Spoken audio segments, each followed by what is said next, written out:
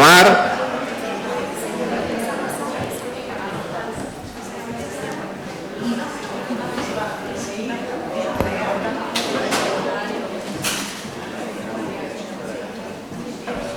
Venga.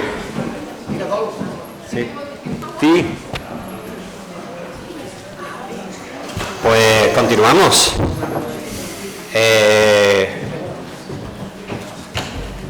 Vamos a continuar con un pequeño cambio de marcha, ¿no? Llevamos todo el día abordando el fenómeno del suicidio desde muchos prismas, desde la comprensión, desde la información, desde la prevención, pero toca un cambio de marcha, ¿no?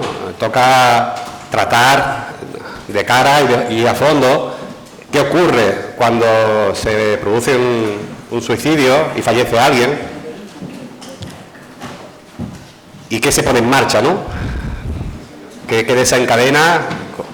¿Cuál es el impacto enorme y brutal de la muerte de alguien por suicidio?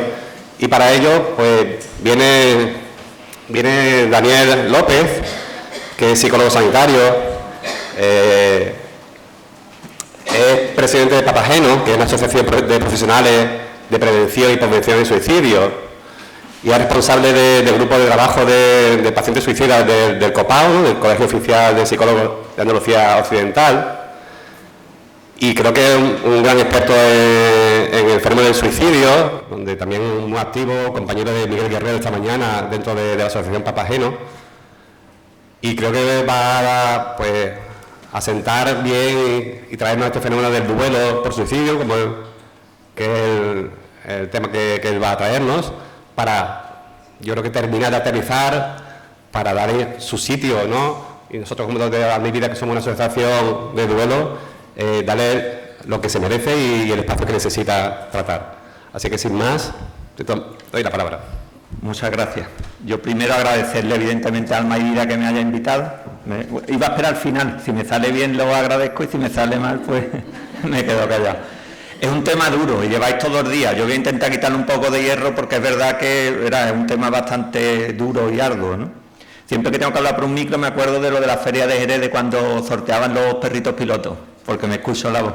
Entonces quizás me retire luego un poco también para hablar. Toca hablar del duelo por suicidio, porque como comentaba, el problema del suicidio no acaba el día que alguien acaba con resultado de muerte, ¿no? Habéis estado hablando de temas súper interesantes, de la prevención, que es muchísimo más enriquecedora, pero ahora llega un momento de hablar de un tema que es tabú, que realmente las personas que estáis ligadas a Alma y Vida, pues estáis más acostumbradas a hablar de estas cosas, porque algunos de ustedes, bueno, todos hemos vivido historias de duelo, ¿no? Pero cuando el duelo es duelo por suicidio, pues muchísimo más duro. Ya digo que intentaré quitarle hierro y eso no quiere decir en ningún momento que evidentemente sea una falta de respeto hacia las personas que lo están viviendo, pero sí pienso que no debemos hablar solo de la muerte, ¿no? Sino que es también el relato, lo que traigo es un mensaje esperanzador y es un mensaje de vida, ¿no? Que ocurre con las personas que nos quedamos cuando alguien fallece por suicidio, porque a mí eso me parece bastante importante.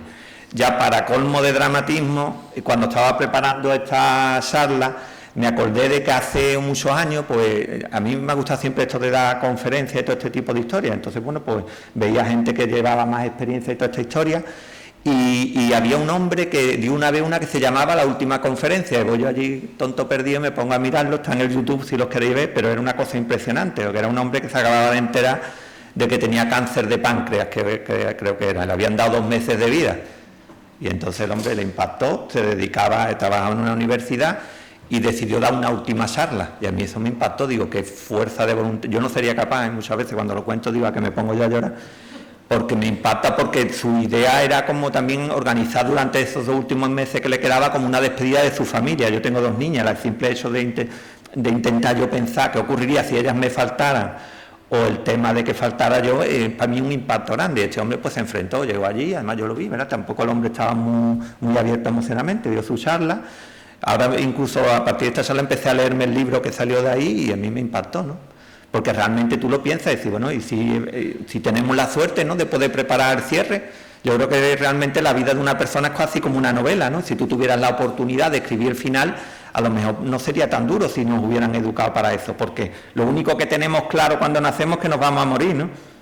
El otro día estaba en un curso en Sevilla y no lo hice como una broma, es que me salió, estábamos hablando de este tipo de temas y me dicen, el año que viene vas a venir, y le dije yo antes de irme, bueno, si no estoy muerto, pues aquí estaré, pero no lo dije como una broma, sino que pensé, yo qué sé lo que va a pasar el año que viene. Está hablando continuamente del duelo de gente, te lleva a pensar que tú también tienes finitud en tu vida, ¿no? Que decir, va a llegar el día donde tú no estés, ¿no? Y eso yo creo que tiene que ver con lo que ha hablado también el compañero antes en la escuela, no solo habla de prevención, sí que los niños tienen que saber que aquí estamos desprestados, ¿no? Y los padres tenemos que saber que los niños nuestros son un regalo y que lo mismo que la vida te los da, te los va a quitar. Yo siempre utilizo una frase de Carl Sagan que me encantó, que dice que el universo tú ni le importa ni le deja de importar, sino que él eres totalmente indiferente. Y nosotros es que nos creemos realmente que a la vida le va a importar llevarse a mis 2 hijas. Es una cosa un poco absurda. Cuando un familiar dice, ¿cómo me ha podido pasar a mí? Pero tú que eres especial para que la vida diga, no lo toques. No, me estoy refiriendo incluso a mí, ¿no? Que la gente diga, yo no pensaba que me iba a tocar a mí, pues nos va a tocar a todos. O sea, o te mueres tú primero o se muere alguien a quien tú quieras, ¿no? Por eso digo que es un tema un poco duro y que espero quitarle un poco de acento. Antes de empezar a decir, mira, ahora yo empecé hace unos 10 años a hablar del tema del suicidio. Yo escribí un libro sobre el suicidio dentro de la Guardia Civil y eso me dio la oportunidad de ir a muchos sitios, algunos estaban llenos y otros estaban totalmente vacíos. Siempre cuento la experiencia que fui una vez a Bilbao y estaba la persona que me había contratado, no es la palabra, que me había invitado y yo, y una cámara de allí, de una televisión local. Sin embargo, ahora yo veo que hay miles de personas hablando de suicidio y no todo el mundo lo hace de forma acertada. Porque hemos pasado un momento que era un tabú, a donde echamos hierro y decimos, venga, habla del suicidio. Y realmente muchas veces se escuchan verdaderas barbaridades, incluso a través de los medios de comunicación. Hoy he visto un artículo en El País, en El País creo que era, que te levanta el vello, ¿no? Decir, ¿cómo pueden hacer eso? O sea, describiendo el método del suicidio, del intento de suicidio de un adolescente. Y contaban cómo lo hacía y lo describían. Digo, esa persona que escribe no se da cuenta que la gente va a acabar identificando a la persona que lo ha hecho y que eso le va a marcar. Salían también fotos de cuando le ponen la mantita esta que le ponen para que no coja frío, una cosa que me parece una barbaridad. La semana pasada presentamos nosotros en Granada una guía para intentar dar pistas de cómo tenemos que hablar todos del suicidio. No podemos pasar de no hablar a decir lo que primero que se me pase por la cabeza, ¿no? Pero incluso cuando somos profesionales y también a las personas que lo han sufrido y que dan su testimonio en primera persona, hay que tener cuidado, ¿no? Porque el que te ocurra algo no te convierte en un experto de un tema, ¿no? O sea, yo muchas veces digo que tendríamos que ser más humildes en ese sentido, ¿no? Yo por lo menos intento hacerlo. Esto es una publicidad, es gratuito, se puede descargar desde la página de Papageno y os invito a que la difundáis, ¿no? Normalmente de esta guía hay muchas, está la del Ministerio, de la Organización Mundial de la Salud, pero normalmente habla para medios de comunicación y nosotros hemos intentado para todo el mundo, es decir, cuando yo hablo de suicidio, ¿qué tengo que hablar? Porque como ha dicho bien el compañero Miguel Ángel, es que hay que hablar de suicidio. No puede ocurrir que se nos cruce a alguien que está teniendo ideación suicida y no le preguntes, ¿no? Es que es una cosa absurda, esto me puede pasar a mí como profesional.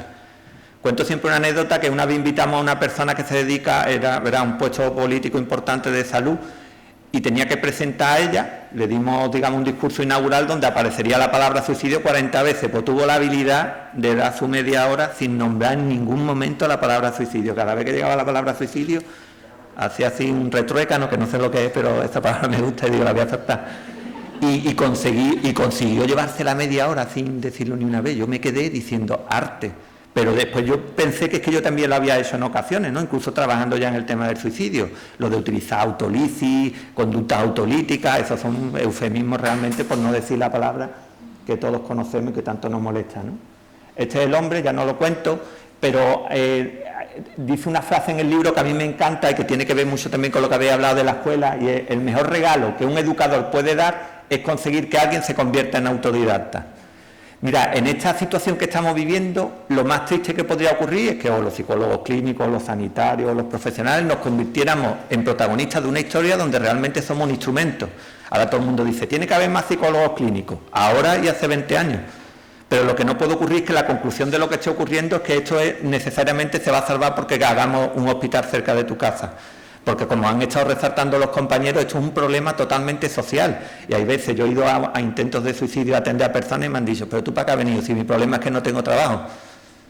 Y ya estás tú ahí metiéndole todas las técnicas que has aprendido durante toda tu vida que no sirven absolutamente nada porque su problema es que no tenía trabajo, o que se había separado, o cualquier historia de esta.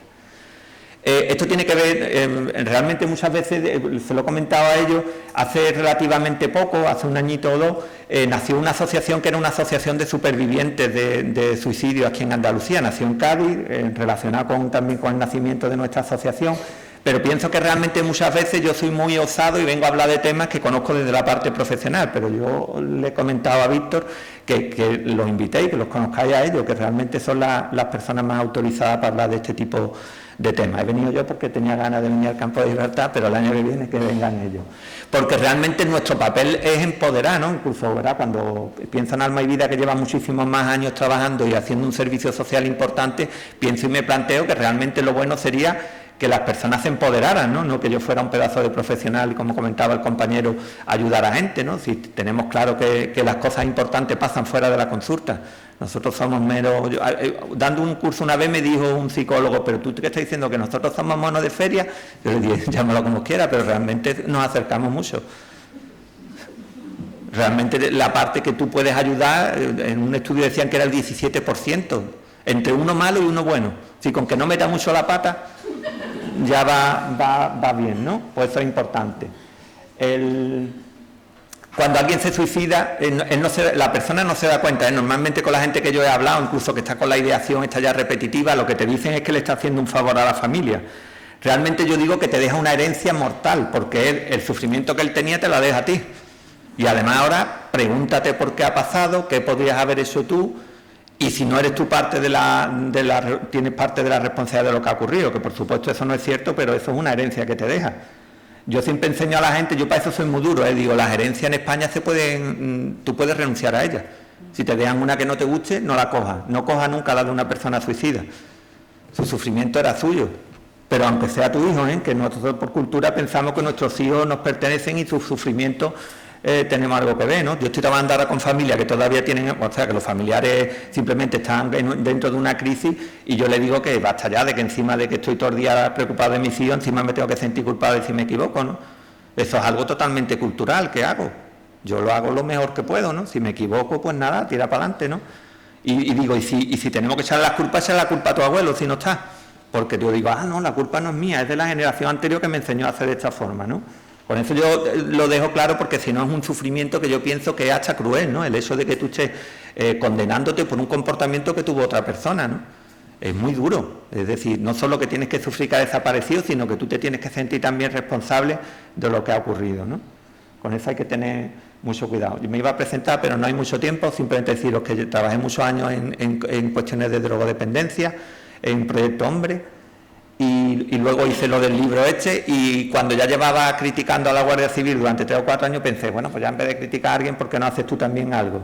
Nos metimos en el tema de la asociación. Yo empecé a muy leve, ¿no? Con un blog que teníamos, pues escribiendo articulitos, que es lo que a mí me gusta, y cuando nos hemos dado cuenta, pues somos más de 100 y pico de profesionales y de 5 o 6 países. Y ya pues empezamos a crear servicios, que era lo que venía a hablar de hoy, que no teníamos pensado, ¿no? Lo de atender a personas en duelo, porque lo nuestro es que somos personas que están trabajando en otro tipo de servicios, y momentáneamente hemos decidido echar una mano, ¿no? Hasta que se pueda ver esto de otra forma. Esto es lo que vamos a ver, con que me salto esta historia. Una cosa importante, hay que hablar de la muerte como se habla de la vida, porque deberíamos de perderle tanto miedo.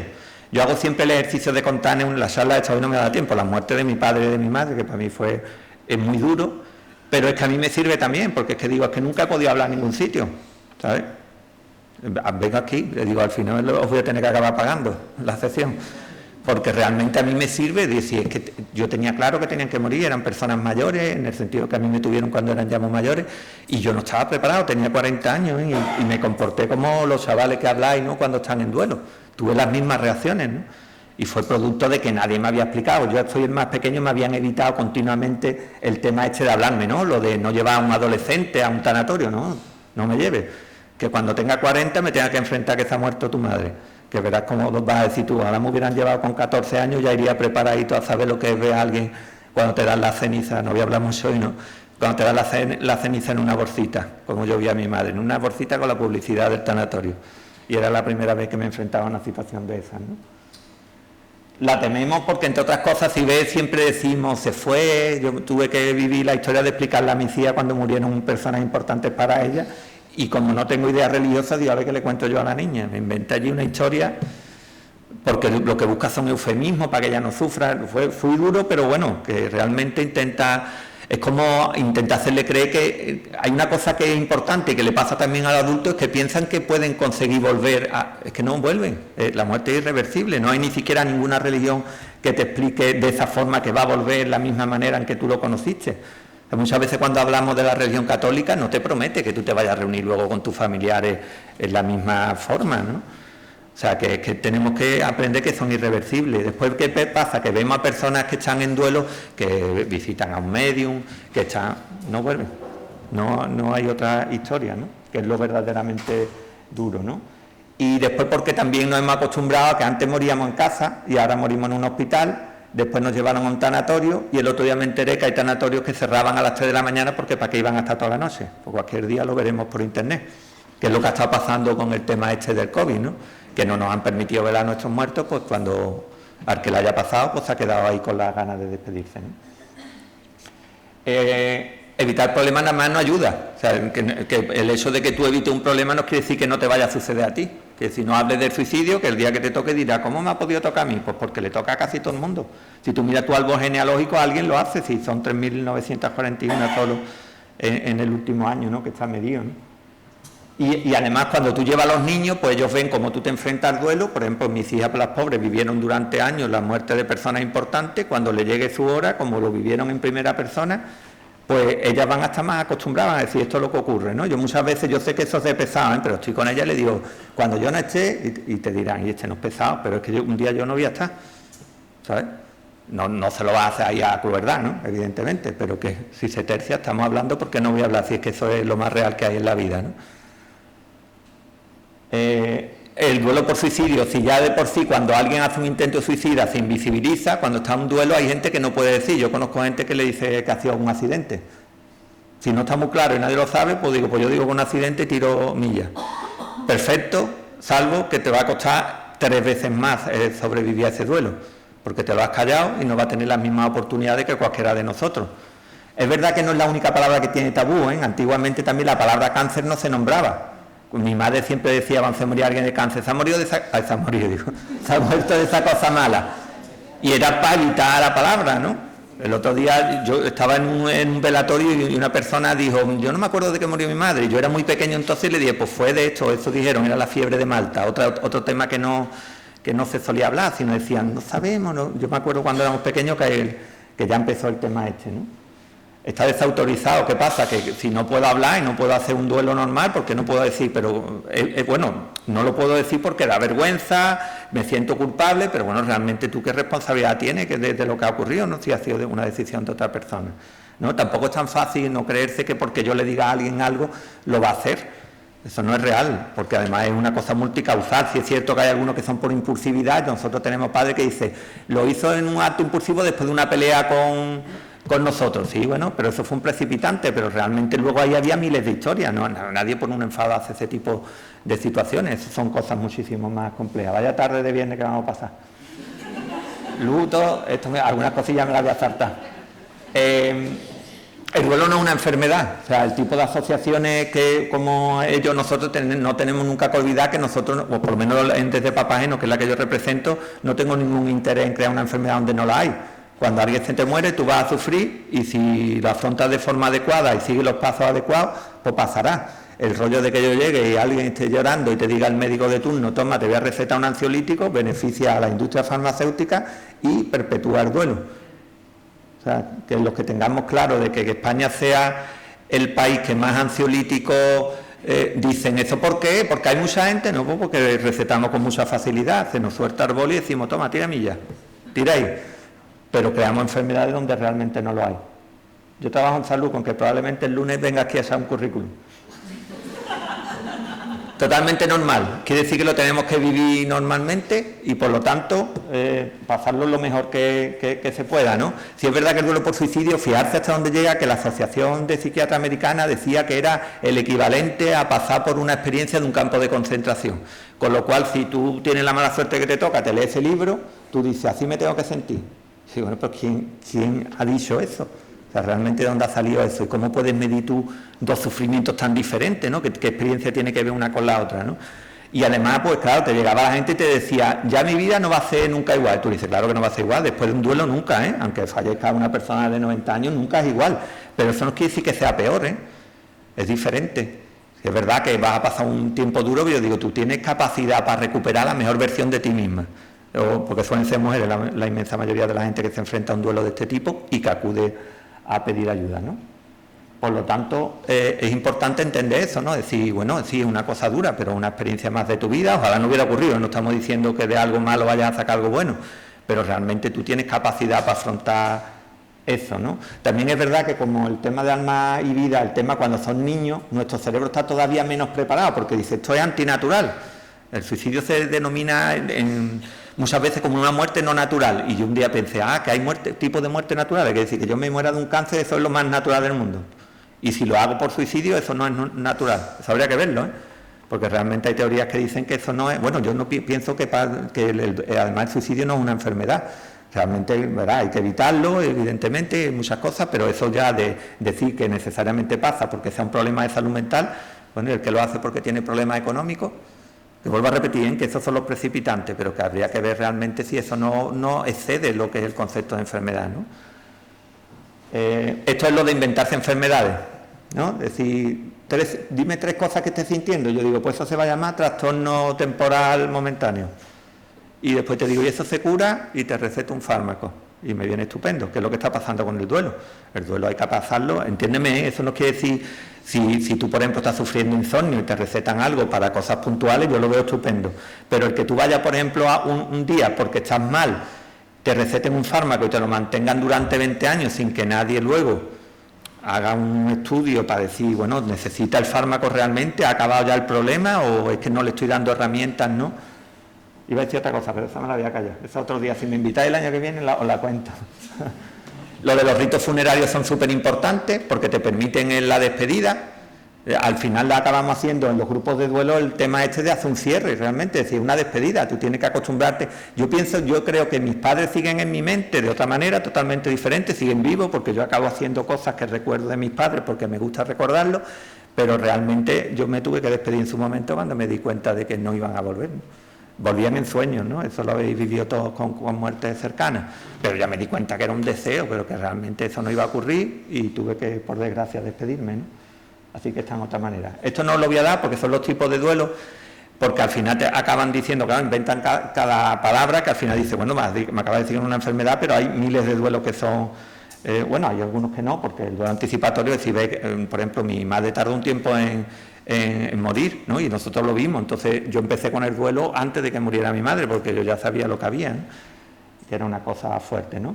Y solo cuando es un duelo crónico, que es muy... Yo pienso que los grupos nuestros, los grupos de duelo tienen que tener una finalización. Tú no te puedes llevar 20 años, eso tiene un tiempo, porque si te lleva 20 años lo que te vamos a ayudar es que estés continuamente identificándote como alguien en duelo, y eso tampoco es natural, ¿no? Yo pienso que eso tiene que acabar en determinados momentos, ¿no? La ayuda que se te presta desde este tipo de servicios.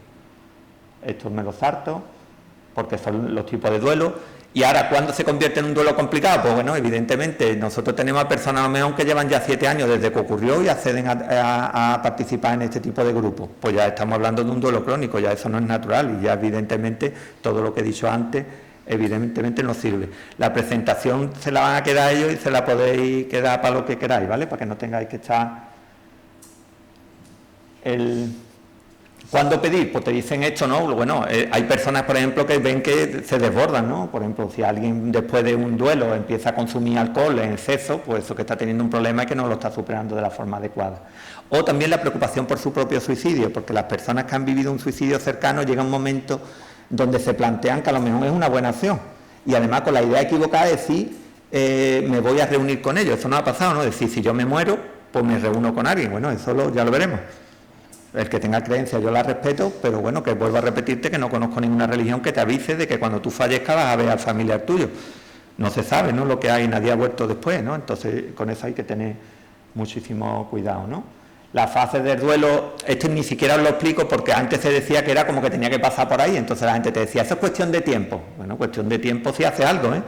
Si no haces ningún esfuerzo por aceptarlo, por ejemplo, pues eso puede durar toda la vida si tú quieres, ¿no? Eso depende de lo que... Y entonces salió esta teoría que te decía que tenía que hacer como tareas, ¿no? Así que tengo que hacer, pues la que yo veo más importante y que alguna gente se queda es aceptar la realidad de la pérdida. Quiere decir, tienes que aceptar que la muerte es irreversible, que se fue y que no va a volver. Que se queda ahí de otra manera. A mí me parece bonita la manera en que se han quedado mis padres, pero no están en materia física. No voy a ir a poder verlo esta noche, por ejemplo, ¿no? Que es lo más duro que tenemos, ¿no? Aceptarlo. Y después rehacer tu vida recolocándolo. Yo conozco gente que lo han superado no es la palabra, pero no se me ocurre otro sinónimo, ¿no? Y lo que hace es que conviven de otra forma, a lo mejor tienen sus recuerdos, cosas que le... Incluso en casos de pareja que han rehecho su vida con otra pareja, pero les buscan su espacio, ¿no? Incluso llegan a celebrar los aniversarios, bueno, pues cada uno con los recursos que... Yo soy más de no tener nada en casa que me recuerde. Me llevé de la casa de mis padres un par de fotos y dos tonterías que me recordaba a ellos, pero dije, yo no quiero nada de la casa. De hecho no me quedé con nada, pero eso es mi opción.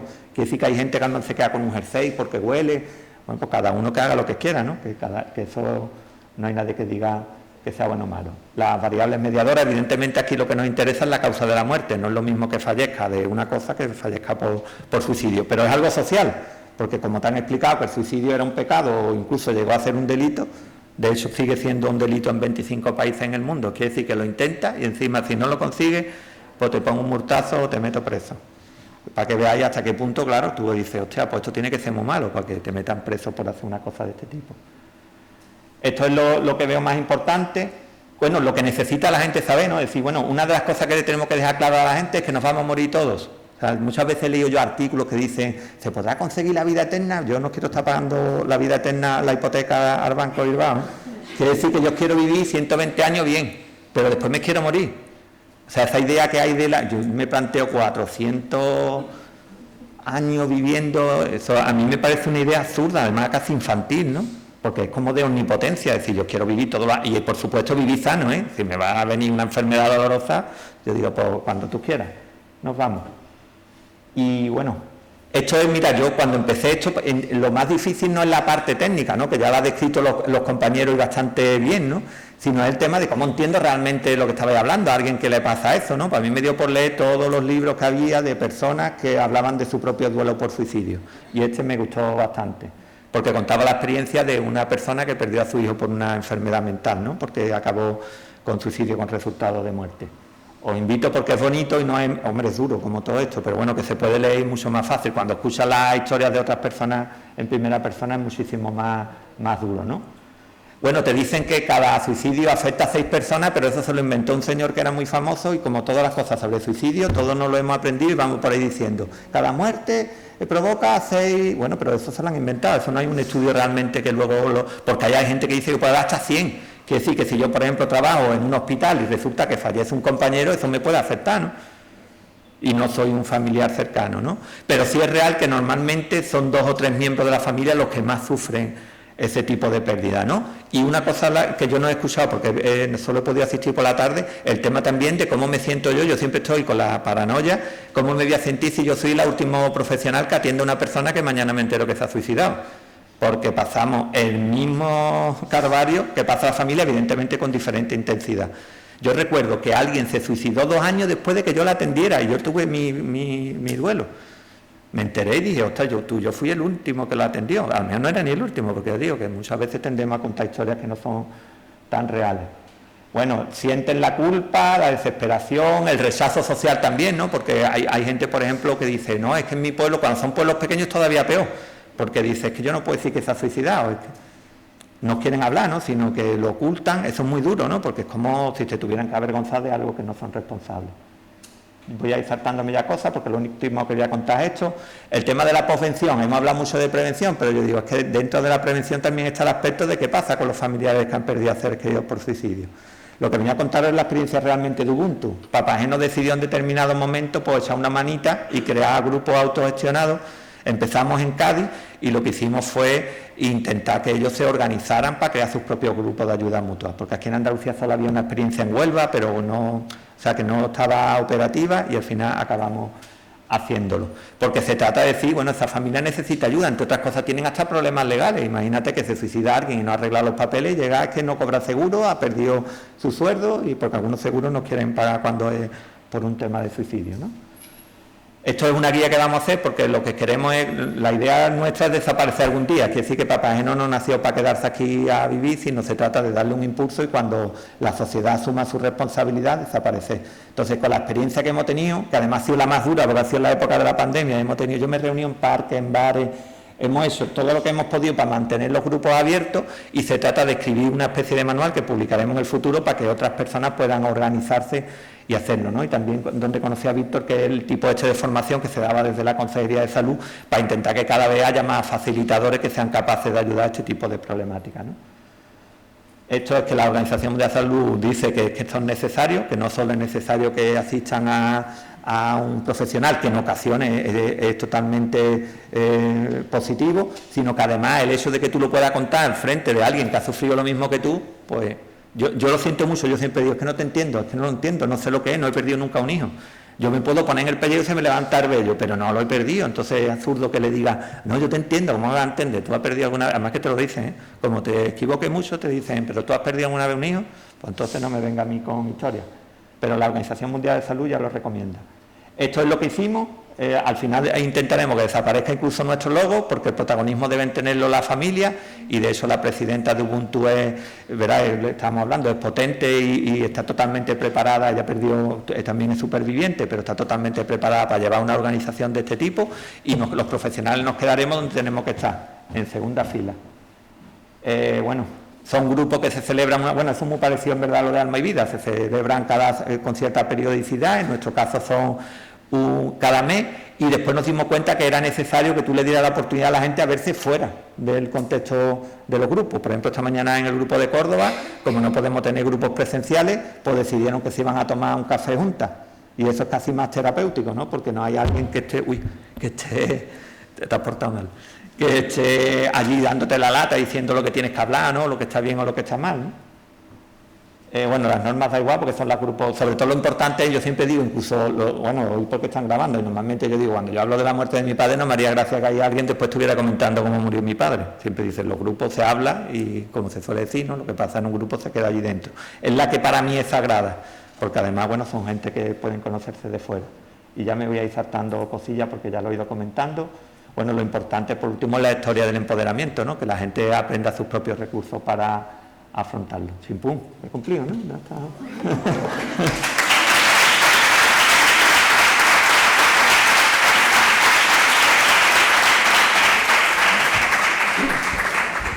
Muy bien, Daniel, muchísimas gracias por tu intervención. Quería aprovechar para algún tipo de pregunta. No te vayas tan rápido. No, yo era por respetar el tiempo. Me gusta entender los micros. Bueno, aprovechar que si tienes algún tipo de duda o pregunta, por ejemplo. Bueno, también tengo una pregunta, es más un agradecimiento, porque creo que es un tema como digamos todos los días difícil, de verdad se maneja con mucha naturalidad, creo que lo ha humanizado mucho. A mí personalmente me ha encantado como exposición, así que no sé, agradecerte de verdad. Muchas gracias. Mira, la primera vez que hicimos nosotros un grupo era entonces, lo digo por lo de la humanización, yo estoy acostumbrado, yo trabajaba en droga y he escuchado de todo, sabéis que en el mundo de la droga, en la época de la heroína, escuchaba de todo. Entonces yo iba ahí con miedo, ¿no? Porque era la primera vez que reunía un grupo de 12 personas. Cuando contaron todas la historia, yo me fui a mi casa que no sabía ni por dónde iba, porque eran experiencias súper duras, y a mí lo que más me impactó fue la desesperanza que tenían esas personas. Yo en grupo me harto de reír muchas veces, porque yo digo, esperarse, a enterar, yo no me río, se ríen ellas con cosas que hablamos, porque decir, es que parece como que las que habéis muerto sois ustedes, y eso no es cierto, ustedes sois personajes secundarios de una historia muy dura, pero tenéis que aprender a volver a reírse. O sea, yo no creo que ni mi padre ni mi madre cuando fallecieron se plantearon que con su muerte nosotros íbamos a dejar de disfrutar de la vida, ¿no? Entendiendo que esto es doblemente duro, ¿eh? Pero es una cosa, también digo que se pierde un poco también el miedo de la muerte cuando lo hablas continuamente. Si hablas continuamente, lo que digo, cuando ya tú le hablas a tu hija varias veces de la posibilidad de que tú mueras, digo que tiene que ser pertinente, ¿eh? No puede ser tampoco un ciroco que tú digas un día en la comida, pues yo me voy a morir, que yo soy así, que yo soy esto. Pero que me refiero que cuando habla varias veces incluso en público, bueno, está claro, ¿no?, que nos vamos a morir, ¿no? Yo siempre he tenido como una paranoia digo, no he vivido muy bien, he cometido muchos fallos, pero ¿y si fuera capaz de escribir mi muerte así y decir que era yo bien conmigo, me refiero? De poder cerrarla, que yo dijera me muero. Yo pienso, por ejemplo, que mi madre falleció con la tranquilidad de que lo dejaba todo cerrado. No sé, a lo mejor es una imaginación mía, porque no pude hablar con ella mucho ni nada, ¿no? Pero digo, y si yo pudiera, y si me muriera un día que hubiera dejado todo cerradito, me refiero, mi hipotequita pagada. No, me refiero incluso con mi vida, ¿no? Porque decir, bueno, todo el mundo tiene claro que va a acabar todo, no me voy a jubilar, ¿no? Es que no es solo la muerte, es que continuamente estamos cerrando ciclos, ¿no? Por eso digo que... Bien, ¿alguien más? Qué importantes son los cierres, Daniel? Tanto en duelo como en la prevención por suicidio, ¿no? Y tanto que se trabaja en los grupos, aprender a cerrar.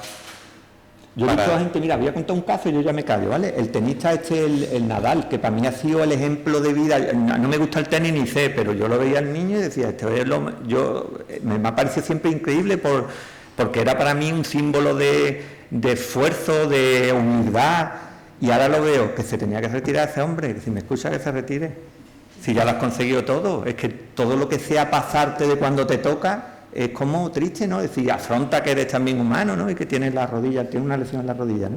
Lo pongo como ejemplo porque decía yo, ya no me gusta tanto. Porque digo, entonces eres como yo, que tiene el ego del tamaño de... Yo ya me callo. No pregunte más aquí, ¿no? No habláis más. Bien, ¿alguna intervención más? ¿Aprovechar? Bien, pues si no, pues vamos a continuar, ¿no, compañeras? Un aplauso para Daniel, por supuesto.